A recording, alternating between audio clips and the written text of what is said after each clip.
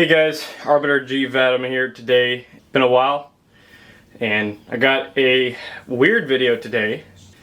I found a switch lantern. I'm not too sure if that's the correct terminology, but that's what I'm going to call it. So this is a really big lantern.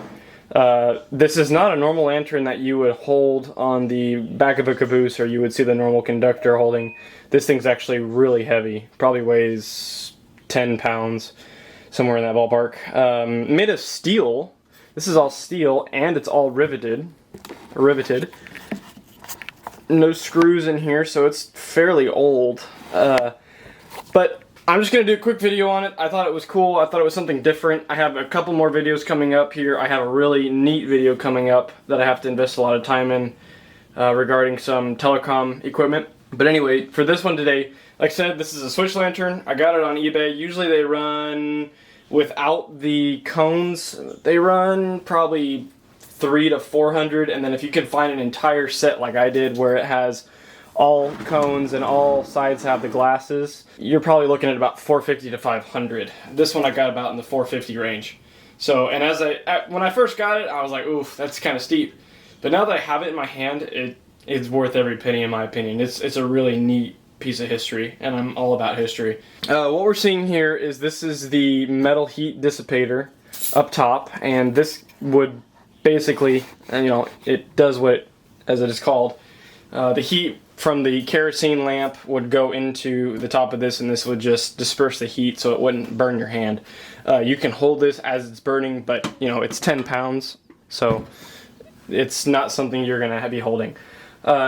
What did this do? So if y'all have ever heard of a railroad switch is a switch that would switch the locomotive. So on a railway you have your straightaway track, and then you'll see them in videos or pictures, you have this track that kind of goes off to the side, and at the heart of that, where it joins the main line, is called a switch. So the switch has two positions. It will either make a locomotive or car turn right or stay straight, or turn the direction which is off straight. So when the switch is in straight mode, all the rails are aligned to be parallel with the straightaway or mainline track. Whereas if the switch is in its switch mode where it's going off, the rail will make contact with the rail coming into the side. You can look at some pictures, and I might throw in a couple pictures on this just to show you, but that's how it works. It's fairly simple. And all this did is this sat on top of the switch mechanism, and every time that switch was pulled or moved, this would turn according to what direction the switch was in, or what position the switch was in. So if the switch was in a straightaway position where it would send the locomotive straight instead of veering off, you would have a blue or white. Adlake made two different types of these lanterns. This one is the blue lens, but they also made a blue lens that looks white. So when you buy these on eBay, it's really hard to tell what you're getting. The blue lens that I've seen is a slightly brighter spectrum than this one. This one's pretty, I could tell you from when I got it, it was going to be blue. But sometimes they're white, and that's just the way it is.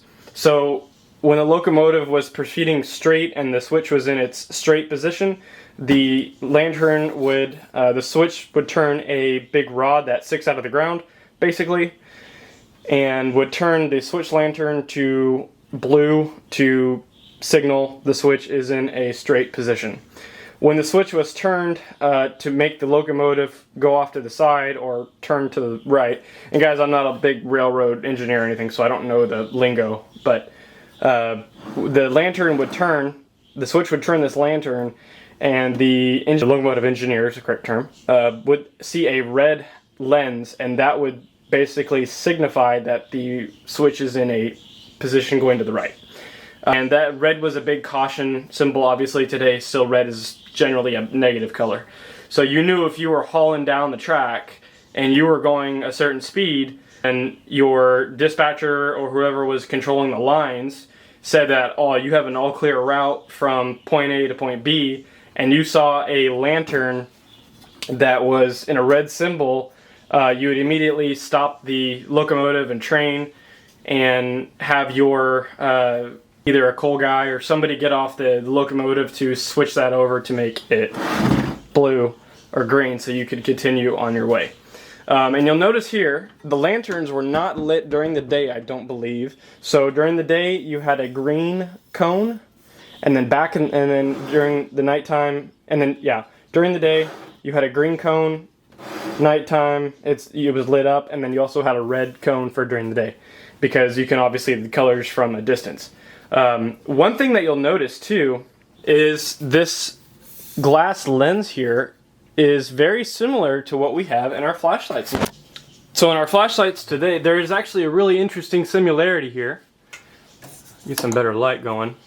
So a modern day flashlight like this is powered by batteries, obviously, not a lantern, but there is one characteristic with this lantern that has stuck within the years. And they've actually taken it out for a while, and then they reintroduced it in the late 2000s. And that is this little globe inside.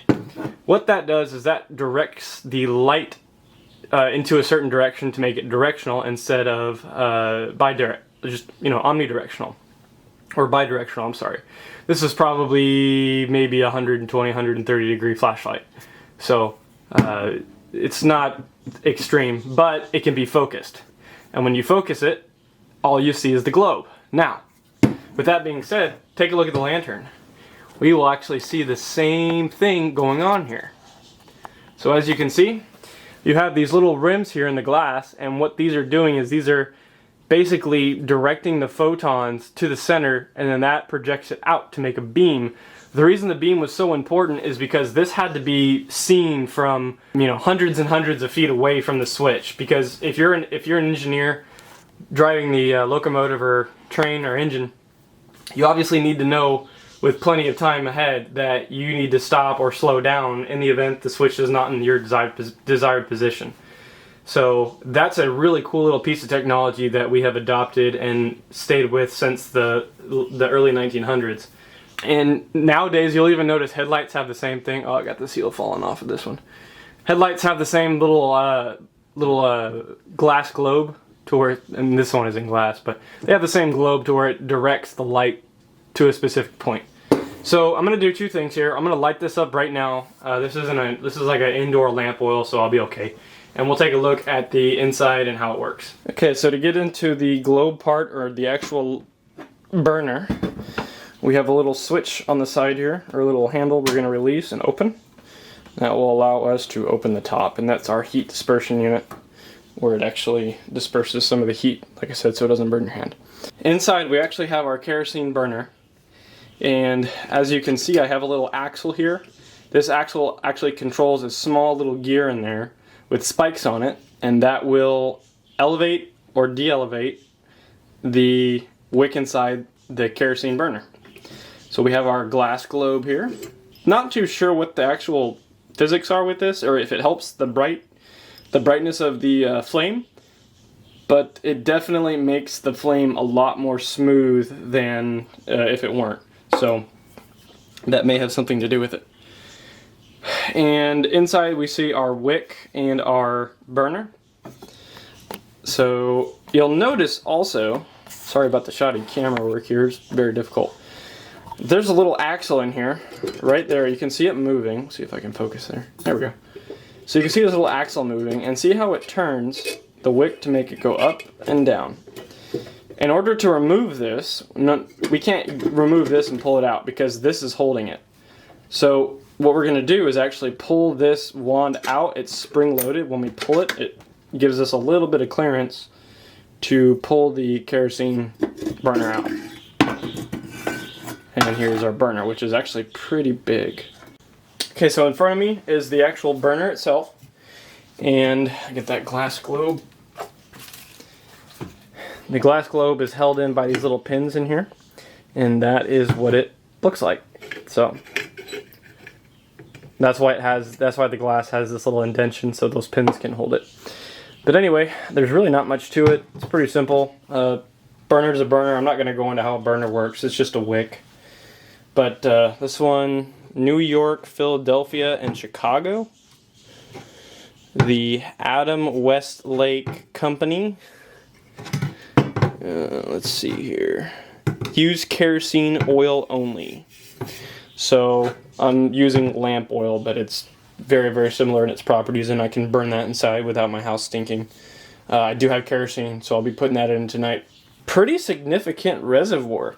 The reason you have such a big reservoir is because this thing was supposed to burn all night long to provide signaling for oncoming inbound and outbound rail traffic. So locomotives, rail, just passenger trains, stuff like that. This had to be going all night long and constantly lit.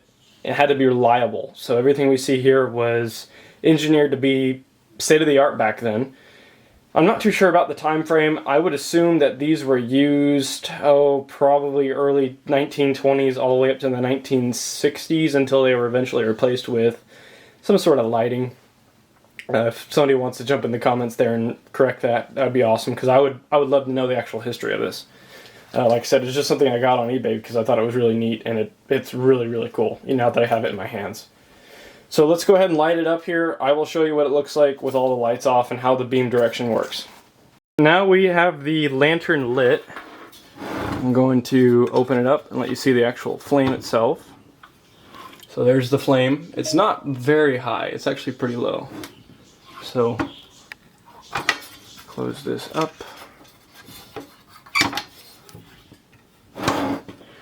So, as I said earlier, we're actually seeing that light beam on the wall. Really significant beam too. It's not something you would expect from a candle or a lantern. And even, as I move the camera from over here, and I slowly come into the beam path, you can see how bright that gets. And the camera exposure has to go way down to compensate for it.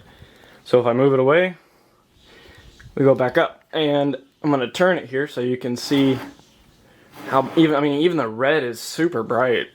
So you can see the flame inside, and there again, there's the exposure going down. You can see the flame in there, and then I can adjust the burner to be more flame or less flame. There's less flame. You can see it in there. Go a little bit more. That's our sweet spot right there. So pretty neat little piece of technology. Let shine the blue on, or the green on the wall. Looks green to me, so I'm gonna say it's green. There you go. So pretty significant beam. As you can see, it's on my hand. That's no lie. That's pretty serious. So you'd definitely be able to see that from the cab or the engineer's position on a locomotive. So thought that was a neat piece of history, guys. Something different for the YouTube channel I have, but nevertheless, very interesting. So that's all for now. Hope you all have a good day. I've got some more videos coming out here shortly about some telecom stuff. See y'all later.